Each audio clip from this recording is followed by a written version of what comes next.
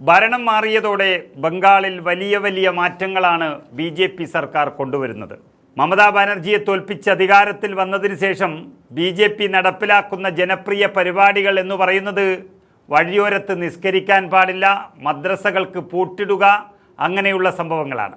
അത് BJPയുടെ സംഘപരിവാർ അജണ്ടകൾ നടപ്പിലാക്കുകയാണ്. ആസാമിലാണ് അത് നമ്മൾ അതിഭീകരമായി ആദ്യം തന്നെ കണ്ടത്. അതിന് സമാനമാണ് ഇപ്പോൾ ബംഗാളിലും നടപ്പിൽ വരുത്തുന്നത്. ആസാമിനെ പോലെ തന്നെ മുസ്ലിങ്ങൾ ഏകദേശം 30% കൂടുതലുള്ള ബംഗാളിലും അവർക്ക് നിലനിൽക്കണമെങ്കിൽ അതിശക്തമായതും ക്രൂരമായതുമായ ഹൈന്ദവ പ്രീണനം നടത്തേണ്ടി വരും. മാത്രമല്ല മതേതരവാദികളായ ഹൈന്ദവരെ വരെ മനസ്സുമാറ്റി BJP ആക്കുക എന്നുള്ളതാണ് പുതിയ പദ്ധതി. അതിൻ്റെ ഭാഗമായിട്ടാണ് ഇപ്പോൾ പശ്ചിമ ബംഗാളിൽ സ്കൂളുകൾക്ക് പിന്നാലെ എല്ലാ മദ്രസകളിലും വന്ദേമാതരം നിർബന്ധമാക്കി മുഖ്യമന്ത്രി സുവേന്ദു അധികാരിയുടെ നേതൃത്വത്തിലുള്ള BJP സർക്കാർ ഉത്തരവിറക്കിയത്. വന്ദേമാതരം പാടുന്നത് തെറ്റാണെന്ന് ആരും പറയില്ല, അത് നമ്മുടെ രാജ്യത്തിൻ്റെ ആത്മാവ് കൂടിയാണ്. പക്ഷേ അത് RSS തങ്ങളുടേതാണ് എന്ന് പറഞ്ഞു വരുത്തി അങ്ങനെയുള്ള ഒരവസ്ഥയിൽ അതിനെ നിർബന്ധമാക്കി അതുവഴി വർഗീയത ആളിക്കത്തിക്കുകയും ചെയ്യുന്നൊരു പരിപാടി അത് അങ്ങേയറ്റം അപലപനീയം തന്നെയാണ്.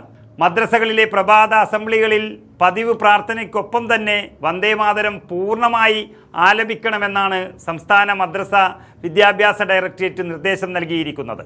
അതുപോലെ തന്നെ സർക്കാരിൻ്റെ മാതൃകാ മദ്രസകൾ, സർക്കാർ സഹായമുള്ള മറ്റ് മദ്രസകൾ, അംഗീകൃത ശിശു ശിക്ഷാ കേന്ദ്രങ്ങൾ, മാധ്യമിക് ശിക്ഷാ കേന്ദ്രങ്ങൾ, അതുപോലെ ന്യൂനപക്ഷ കാര്യ മദ്രസ വിദ്യാഭ്യാസ വകുപ്പിന് കീഴിൽ പ്രവർത്തിക്കുന്ന അംഗീകൃത അൺഎയ്ഡഡ് മദ്രസകൾ എന്നിവയ്ക്കെല്ലാം ഈ നിർദ്ദേശം ബാധകമാണെന്നും അത് നടപ്പിലാക്കണമെന്നും ഉത്തരവിൽ പറയുന്നു.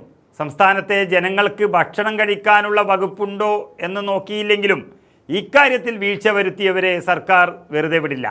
ഇതിൽ വീഴ്ച വരുത്തുന്നവരെ കണ്ടെത്തി ശക്തമായ നടപടി സ്വീകരിക്കുമെന്നും ഇക്കഴിഞ്ഞ മെയ് 13 നൽകിയ ഉത്തരവിൽ വളരെ വ്യക്തമായി പറയുന്നുണ്ട്. എല്ലാ സ്കൂളുകളിലും വന്ദേമാതരം ആലപിക്കുന്നത് നിർബന്ധമാക്കി ഒരാഴ്ച കഴിഞ്ഞാണ് ഇപ്പോൾ മദ്രസ വിദ്യാഭ്യാസ ഡയറക്ടറേറ്റിൻ്റെ ഉത്തരവ് പുറത്തു വന്നിരിക്കുന്നത്. വകുപ്പിന് കീഴിലെ സ്ഥാപനങ്ങളിൽ അസംബ്ലി രീതികളിൽ ഏകീകരണം കൊണ്ടുവരികയാണ് ഈ തീരുമാനത്തിൻ്റെ ലക്ഷ്യമെന്നാണ് ന്യൂനപക്ഷ വകുപ്പിലെ ഉദ്യോഗസ്ഥർ വ്യക്തമാക്കുന്നത്.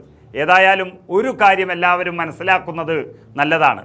BJP എവിടെ അധികാരത്തിലെത്തുന്നുവോ അവിടെ അവർ ആദ്യം കൊണ്ടുവരുന്നത് വർഗീയ കാർഡുകൾ തന്നെയായിരിക്കും. പ്രത്യേകിച്ച് മുസ്ലിം സമുദായത്തെ ലക്ഷ്യം വെച്ച് നടത്തുന്ന അതിഭീകരമായ ചില നീക്കങ്ങൾ അവരുടെ ശക്തി വർദ്ധിപ്പിക്കുമെന്ന് BJP ധരിച്ചു കഴിഞ്ഞു. ഇനി അതിൽ മാറ്റം വരില്ല. ഇനി അവർക്ക് അത് മാത്രമേ ചെയ്യാൻ കഴിയുകയുള്ളൂ. ഒന്ന് ശ്രദ്ധിച്ചാൽ മതി.